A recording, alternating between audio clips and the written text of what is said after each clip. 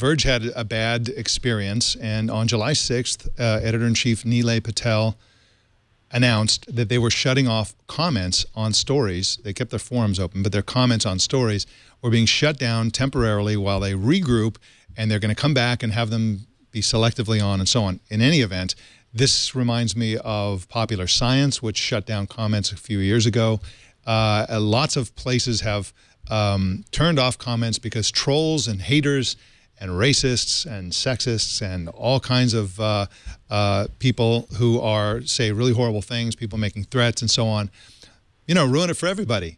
And what do you think about their decision? We'll start with you, Jeff. What do you think about their decision to shut off comments? Was that the right response to a horrible week of trolling? I get it, because as a journalist, there's two contradictory instructions. It's like, make it a good community, make people happy, make it nice. And then it's also like, engage people, engage your audience. But you start engaging, you can't have those without the trolls. They'll find you, they'll get in there.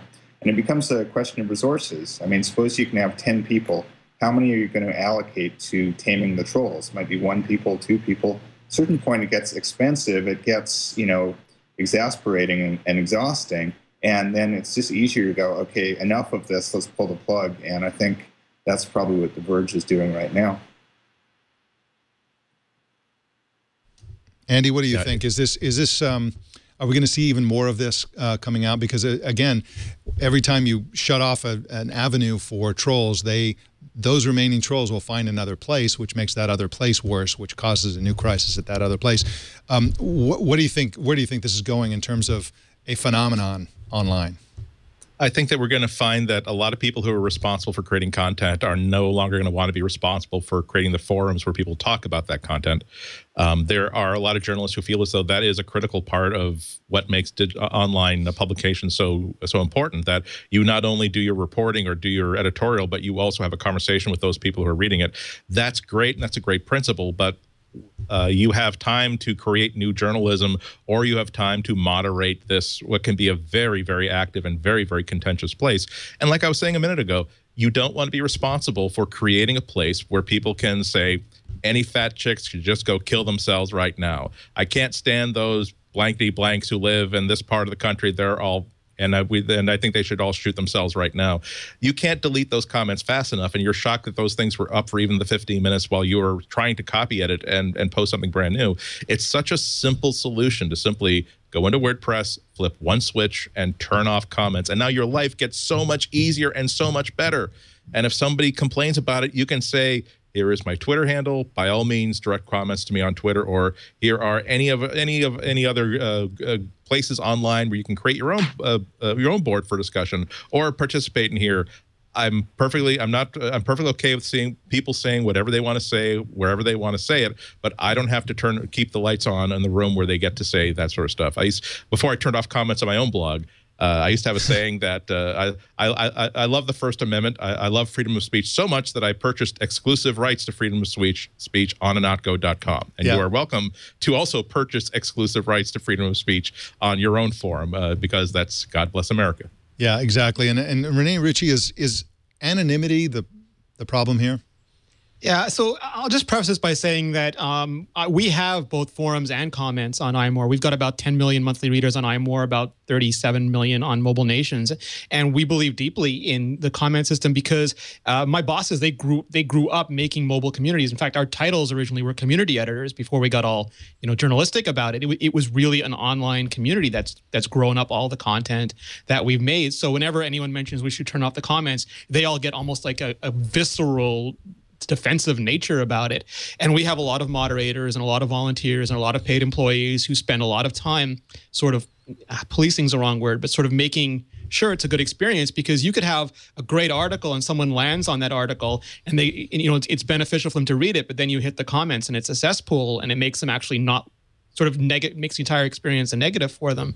And we're really conscious about this. But I think a large part of it is what you've said. There is that greater internet FWAD theory, that anonymity plus internet equals a troll or whatever you want to call them.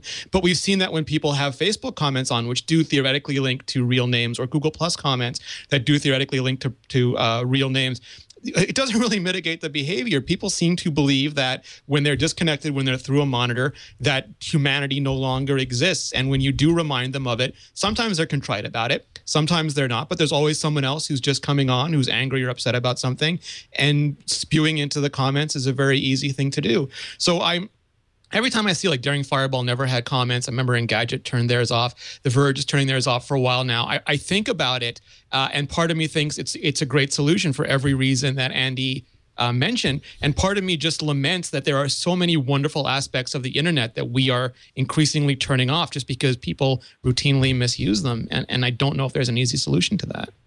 Yeah, I keep thinking about that. I think in the past 10 years, I can only think of one site that had a beautiful comment system where there were going to be at least a couple hundred comments on every single one, and almost every single one had something thoughtful and positive to say. Google+. And the author of the post was having an ongoing conversation that was also beautiful, and that is RogerEbert.com. And that was Roger specifically investing so much of his heart and so much of his faith in that the people who are coming to him to read his stuff on his site are not going to be jerks. And I have close knowledge of how that process went, and there was very little moderation needed because for some reason you would see this this Sistine Chapel ceiling, and you have the can of spray paint in your hand, and you say, I don't think I can find another place to spray paint a penis than this wall. I'll find some place else where it wouldn't seem to create so much damage, I think. A Simcoe seems, Horace Dadio's site, a Simcoe seems to be like that too. Yeah. I'll add one other site I think does comments well, Ars Technica. Maybe because the topics are a little esoteric. I mean, they write about fiber broadband and patents and things, but they have a lot of smart people, and the authors participate, and they seem to do okay. And one other place is Tech Dirt. Mike Masnick is still a big proponent of having commenters and still thinks it works. But otherwise, I think overall it's moving the other direction, and people are going the way of the Verge.